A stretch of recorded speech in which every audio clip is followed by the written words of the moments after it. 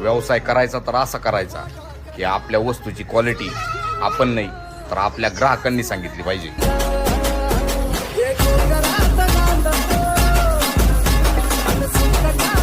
शरीर तुटलं तरी चालेल, हृदय तुटलं तरी चालेल, पण मालक बनायचं स्वप्न नाही तुटलं पाहिजे.